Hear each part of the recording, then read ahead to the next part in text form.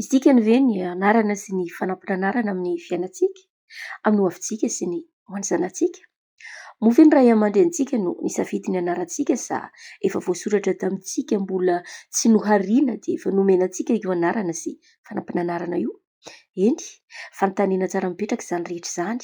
Marina fa nanomana ny anarana omena ny zanany ny ray aman-dreny ary aminy sy amintsika zanan'izy ireo dia ireo ray aman-drenitsika na ireo ray ny ray aman-drenitsika no nisafidy ny anarantsika. Tsy azo lafina izany, saingy amin'izao fotoana izao dia nivoatra ny fiainan-draolombelona.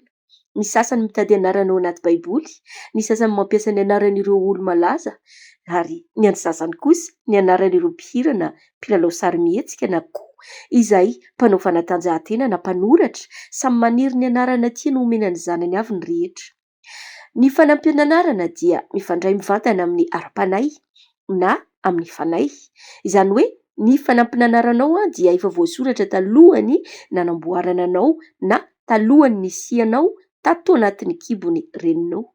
Ny anarana kosa dia mifandray mivantana amin'ny tia-tany, dia izay anarana no safidiana ho anao tamin'ny fotoana nanaovanao fifanarahana, tamin'ny fotoana nanekenao hiverina indray etỳ an-tany. Io anarana io dia saika mitondra an'io daholo ny taranakao tany aloha sy ny taranakao amin'ny ho avy, izay niaraka nanao sonia fifanarahana taminao tany am-boalohany. Ny fanampin-anaranao izany dia ara-panahy, fa ny anarana dia mifandray amin'ny tia-tany. Rehefa manonona ny anaran'olona iray isan'andro isika dia mandefa hery mahery vaika mivotrovotra amin'ny alalan'ireo litera izay manana loharano kely lehibe, ny voalohany sy ny fiafarany anarana izay hoentintsika ary nomen'ireo zanahary nahary antsika. Ireo no abidy masina ny fiantsoana azy dia ireo litera izay mandrafitra ny anaran'ny tsirairay.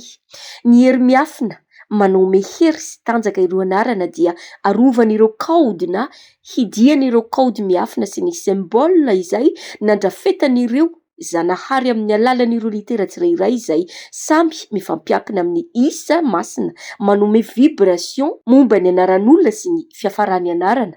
Noho ireo hery masina izay miafina ao anatin'ny anarantsika ireo no natonga ireo mpanjanaka nanova ny anaran'ireo razambe tany aloha tamin'izy ireo nafindra toerana nandevozina. Maty tanteraka ny asina mahanao anao rehefa miova ny fanampin-anaranao sy ny anarana, satria very fanahy mbola very ilay olona. Izany hoe tsy toy ny tanjaky ny fanahy tany aloha intsony ilay olona, satria toy ny very sy hadino etỳ an-tany ilay fanahy maha olona azy, satria ilay fanahy no nisafidy hitondra io fanampin-anarana io sy io anarana izay no safidiana hamantarana azy sy ny fianakaviany ary ny taranany tany amin'ny fiainana tany ankohatra mbola tsy olombelona izy tamin'izany fotoana izany. Raha mikasika ireo olona moderna dia tsy dia maro intsony no manome lanjana izany fanomezana anarana izany, fa lasa halatahaka tanteraka hany ka lasa manimba ilay zaza sy ny hoavin'ny ilay zaza ilay anarana omena azy.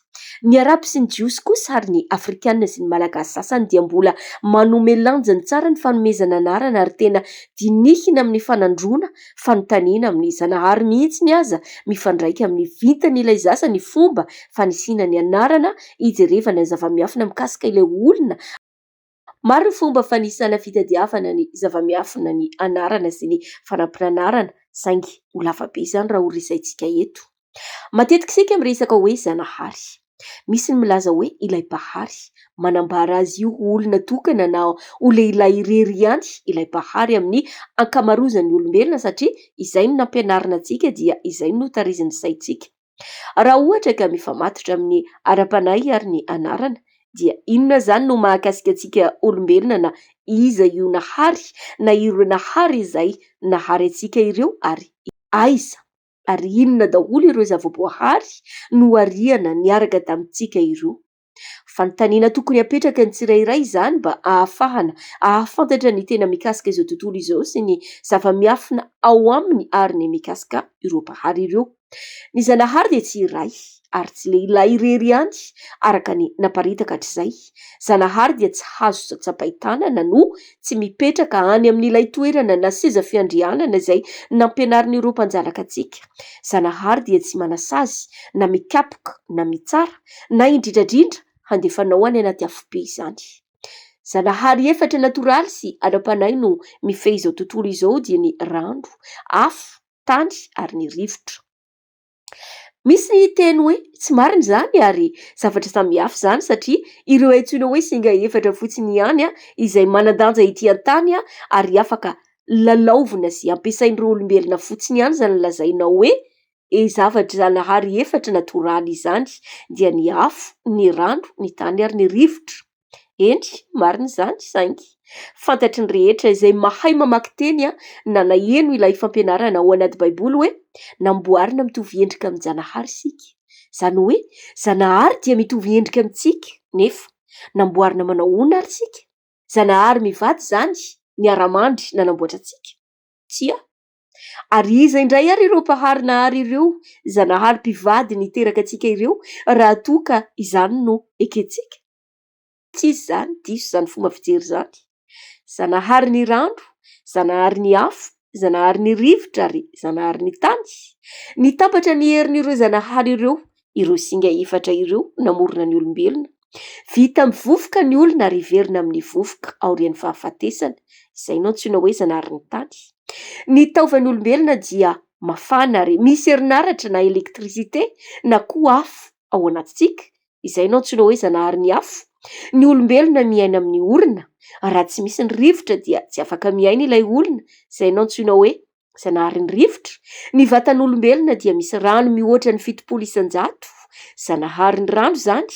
Ireo singa efatra manana na nampiray ny angovony ireo no namorona ny olombelona voalohany. Izay no antsoina hoe olombelona voajanahary na olona originaly.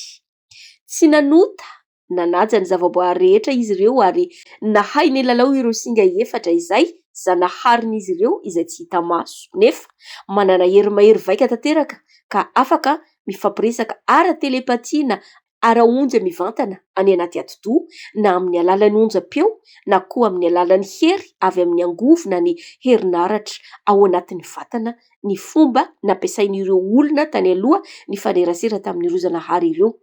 Raha ireo ary zanahary namorona ny olombelona. Nilaza zao tany aloha hoe namboarina mitovy endrika amin'ny zanahary sika. Noho izany dia olombelona mitovy amintsika ireo mpahary nanamboatra antsika. Ary lazaina sy misoratra ao anaty baiboly izay boky tena maro mpividy indrindra eto an-tany ary tsy azo lafina izany. Manamarika izany ihany koa ny firesahana ilay zanahary sy satana na devoly. Moa ve zanahary olona tokana fa manana endrika na toetra roa? Tsara ho fantatra fa nisy foko na tribu 12 tany aloha dia ireo foko hebreo izany no resaina eto. Ilay resaina hoe Israely na foko hebreo izay diso sy feno halatahaka no resaina ao anaty baiboly. Tsara ihany koa ny mahafantatra fa dia nisy ny foko 710 izay vao 4,000 taona monja izy ireo no tonga teto an-tany ary nivoaka avy tany lavabatony Kaukaza. Toy izany ihany koa ilay apôstôly 710 dia i Paul de Tarse. Izany dia manam-pirofo fa nisy fanohizana continuité fotsiny no nataon'ireo foko 710 izay nivoaka tany anaty lavabato ireo. Eto dia mazava tsara ilay hoe namorona olombelona mitovy endrika amin'ny zanahary ireo mpahary. Ny resainao anaty baiboly mikasika ity fehezanteny ity dia tsy ireo olombelona voalohany izay nohariana tamin'ny alalan'ireo singa efatra, fa dia ireo foko 710 izay namboarin'olombelona ary natao mitovy endrika tamin'ny mpahary azy ireo izy ireo. Izany hoe raha azavaina lalindalina kokoa dia ireo nanamboatra artifisialy tao anaty laboratoara no miresaka eto hoe andao isika hanamboatra olombelona mitovy endrika amintsika saingy hovaina ny genetika sy ny loko-koditra ireo olona vaovao izay amboarintsika ireo. Tsy ireo singa mihitsy no miresaka eto fa dia olombelona maromaro. Miresaka ireo olombelona, olona maromaro izy no miresaka hoe andao isika hanamboatra olona mitovy endrika amintsika. Nanamboatra olombelona tokoa izy ireo ary ny maha olombelona hitovizana dia ny ADN, indrindrandrindra ny ra, irery ihany no mampifandray ireo olona namboarin'ny zanahary sy namboarin'ny olombelona ireo. Ny fipoiran'ilay teny hoe ra na Amon-Ra tany amin'ny Egypte antika sy ny ra amin'ny teny malagasy dia tsy tonga fahatany fa misy antony ary mifandray tanteraka izy ireo. Misy ny fanahy maro eto tany, eny anaty abaka any anaty rano izay nifandrimbona namorona ny olombelona tany aloha, ary izany no tsy mampitovy ny olombelona originaly sy ny olona namboarina na ny copie na ny plagiat, satria manana herina angovo masina sy mahery natoraly avy amin'ny alalan'ny lokokoditra na avy amin'ny alalan'ny melanine ireo olona originaly ireo, ary avy amin'ny fahafantaran'izy ireo ny Zanahary azy ireo no nahatonga lafatra tanteraka azy ireo tany aloha. Tsy latsa-danja amin'izany ihany koa ireo kopia na ireo foko 17. Raha ohatra indray ary hoe misy ny Zanahary ary misy Satana, iza izy ireo ary aiza ny toerana misy azy ireo? Marina fa mandeha tsiroroa ny angovo eto an-tany, tsy afaka miasa ireo raha mandeha tokana, na izany avy amin'ny alalan'ireo singa efatra ireo, na izany amin'ny alalan'ireo singa ao anatintsika olombelona. Avy amin'izany no mahatonga antsika miantso ireo teboka kardinaly efatra. Matoa izy ireo no antsoina hoe teboka kardinaly efatra fa tsy teboka kardinaly 5 na teboka kardinaly 3 ohatra, dia manaprofo zany fa tsy mandeha tokana ny hery na ny angovo ato anatin'ny atmosfera izay ianantsika ity. Misy ny angovo miiba sy miabo, na ny base astrale na base fréquence, ny haute astrale na ny haute fréquence, amin'ny teny vahiny dia ny négatif sy ny positif ihany koa. Mety misy ny laza hoe miasa anie zany ny Zanahary ny ratsy dia Satana sy ny Zanahary ny tsara dia Zanahary na Jesosy. Tsia, i Satana sy Andriamanitra na Dieu izay fiantsoana azy tsy maninona fa tsy misy ireo. Zavatra Zanahary tsy hita maso, tsy aitsam-pahitanana no namorona izao rehetra izao. Zavatra foron'ireo foko 17 mba hasimba ny fotom-pinoana izany, narahin'ireo razambe taloha izany, ary indrindra natao mba tsy hikaroka isika olombelona fa hifantoka amin'io Zanahary ny foron'izy ireo io. Isika dia Zanahary, ilay hery na Zanahary, maha-Zanahary maha-zanaka Zanahary antsika dia ao anatintsika, ary amin'izany maha-Zanahary antsika izany no mahatonga antsika afaka mampiasa ny hery miafina izay mahery vaika ao anatintsika mba hanintona ireo hery mahery vaika eto an-tany. I Jesosy dia nisy tokoa ary nanana ny heriny manokana. Nolazaina fa zanaka Zanahary izy, eny, marina izany, namboarina tamin'ny endrika Zanahary izy. Isika ihany koa dia zanaka Zanahary, namboarina nitovy tamin'ny endrika tamin'ireo nahary Zanahary antsika isika. Saingy tsy nivoaka tamin'ny vehivavy Virjiny izany i Jesosy. Parabole na métaphore fotsiny ihany zany, ary mila mahafantatra ny resaka ara-panahy vao atakatra ny ao ambadika izany. Nanana ny heriny manokana i Jesosy, nianatra izy ary nitety izao tontolo izao izy, toy ny fianarana izay nataony tany Inde, tany Egypte ohatra fotsiny ireo.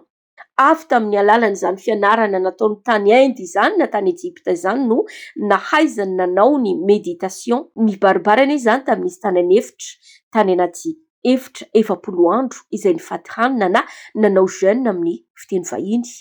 Méditation na fivavahana dia fandinihana ny tenanao, ny vatanao, fifandraisana amin'ny fanahy ao anatinao, mampitombo ny angovo, énergie vibratoire ao anatinao sy manodidina anao, ahafahanao mampiasa sy manintona ireo angovo rehetra manodidina anao ireo, toy ny nataon'ireo razambentsika tany aloha. Tsy nety tamin'ireo foko 17 izay tsy originaly ireo izany ka natonga azy ireo namono an Jesosy.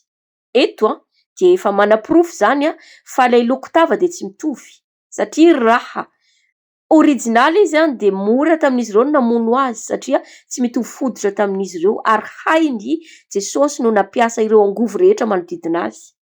Tsapantsika zany fa na ianao miantso ny anaran'i Jesosy Kristy dia misy hery mahery vaika sy matanjaka mamaly anao avy amin'ny alalan'io anarana Jesosy io, na dia nitohizana notovanana Kristy aza izany.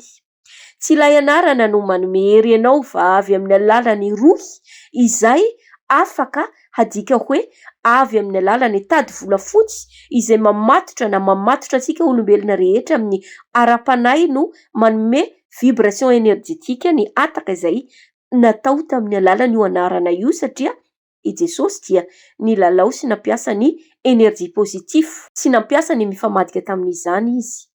Noho izany dia mifanakaiky, mifampiantso ireo onja sy angovo tsy hita maso ireo ka mahatonga antsika milaza hoe i Jesosy no nanampy antsika, nefa isika dia Zanahary ary manana alalana sy efa nahazo alalana nampiasa ireo angovo, énergie onja, hery miafina rehetra izay ao anatintsika sy eny ivelan'ny vatantsika izay mifamatotra amintsika amin'ny alalan'ny kofehy volafotsy. Avy amin'io kofehy volafotsy io no ahafahantsika mifandray amin'ireo hery ireo. Misy ihany koa ny olombelona mihoatra ny maha olombelona azy na ny mahazanahary azy dia ilay antsoina hoe zavaboahary mihoatra ny natoraly na être supérieur. Misy ireo fa tsy fahita firy. Zany hoe ao anatin'ny planeta hafa no misy azy ireo. Mahita sy maheno ny mikasika antsika sy hataontsika ety an-tany izy ireo, saingy tsy mitovy amin'ny fomba fijerintsika izy ireo. Ireo ilay ho avy izay lazain'ireo foko 7:12 hoe i Jesosy no ho avy. Mety anisany ho avy miaraka amin'ireo i Jesosy satria vita ny mission de vie na ny asa izay asa-piainana izay nataony tetỳ an-tany, satria arakaraka ny nahavitany asa-piainana izay na ny raha nanao tetỳ an-tany no mampiakatra haranao any amin'ny ambaratonga ambony indrindra na any amin'ny dimension ambony indrindra ary ho lasa ho être surnaturel na être supérieur ianao. Ka anjaranao no mila mahafantatra ny mahanao anao, mihaino ny feo ao anatinao ary indrindrandrindra mahatokony mahazanahary anao. Mifampiankina amin'ny anarana sy ny fanampina anarana daholo izany rehetra izany satria raha manova ny anaranao ianao dia very ny maha izy azy anao.